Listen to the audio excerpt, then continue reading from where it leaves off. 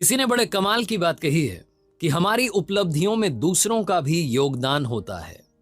समंदर में पानी भले ही अपार हो, पर सच तो यह है कि वो भी नदियों का उद्धार होता है। हाय गाइस, मेरा नाम है आरजे कार्तिक। एक छोटी सी कहानी। ये कहानी एक राजा की जो अपने सैनिकों के साथ में एक बार जंगल में शिकार के लिए निकला था। गर्मी का मौसम था, दोपहरी का वक्त था। कब वो रास्ता भटक गया उसे पता नहीं चला। सैनिकों से दूर हो चला था शिकार का पीछा करते करते। ना तो रास्ता मिल रहा था, ना पानी मिल रहा था। बड़ी जोर की प्यास लग रही थी। तभी अचानक से उसे एक लकड़हारा दिखाई दिया। एक व्यक्ति वहां लकड़ी काट रहा था। उसके पास गया, जाकर के बोला कि मुझे सबसे पहले तो पानी पिला दीजिए, बड़ी जोर की प्यास लगी। लकड़हारे ने ऊपर से नीचे तक देखा, वेशभूषा को देख करके समझ गया कि तो राजा साहब ने प्रणाम किया कि महाराज आप तो बताइए क्या करना है, आपकी सेवा में जो आप बोलेंगे हो जाएगा। राजा ने सबसे पहले तो पानी पिया, उसके बाद में पूछा कि मुझे रास्ता बताइए, यहाँ से बाहर निकलना है, रास्ता भटक गया हूँ।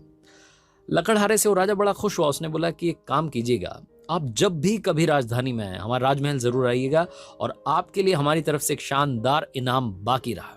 अभी तो इस वक्त मैं आपको कुछ दे नहीं सकता, आप वहां आइएगा, आपके लिए बहुत बढ़िया इनाम रहेगा। लकड़हारा शाम में लकड़ियां उकड़ियां काट करके वापस पहुंचा घर पर। जाकर के बीवी को बताया कि आज तो राजा साहब मिले थे, खुश हो गए, कह रहे हैं कि इनाम दूंगा। बीवी ने कहा कि क्यों इंतजार कर रहे हो, कल सुबह निकल जाओ। अगली सुबह लकड़हारा वहां से रवाना हो गया अपने गांव से और राजमहल पहुंचा, राजधानी पहुंचा। वहां जाकर के सैनिकों को बताया कि मुझे राजा साहब से मिलना है। उन्होंने कहा था कि मिलने के लिए आ जाना। सैनिकों को समझ नहीं आया कि एक लकड़हारे से राजा मिलेंगे। फिर भी जाकर के राजा को बताया कि एक लकड़हारा आपसे मिलने के लिए आया। राजा ने कहा हाँ, उसे अंदर आने दो।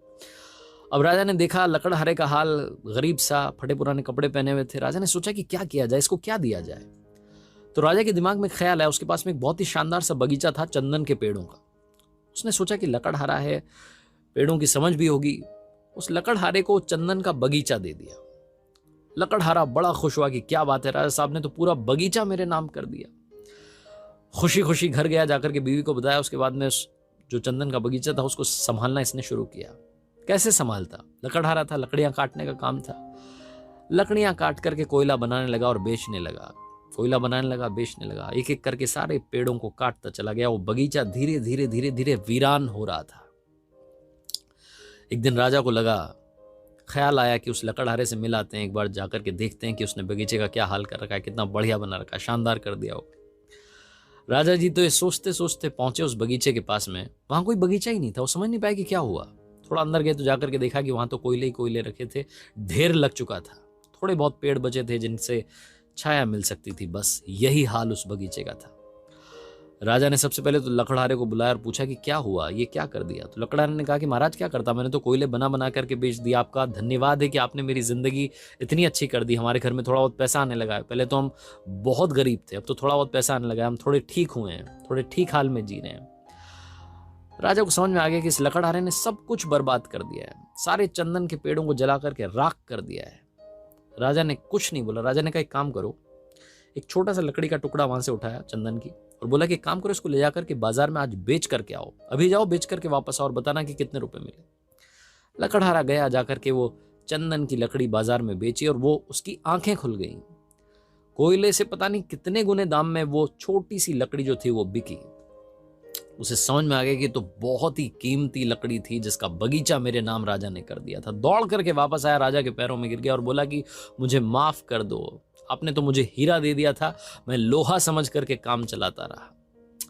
छोटी सी कहानी, लेकिन कहानी ये लकड़हारे, राजा, चंदन का बगीचा, ये सब नहीं है। कहानी आपकी हमारी है। ये चंदन का जो बगीचा है आपका हमारा, ये शरीर है।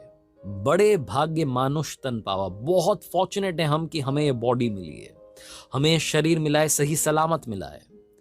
और चंदन के पेड़ जो उस बगीचे में लगे थे ना, वो हमारी हर एक सांस है जो अंदर आ रही है, बाहर जा रही है।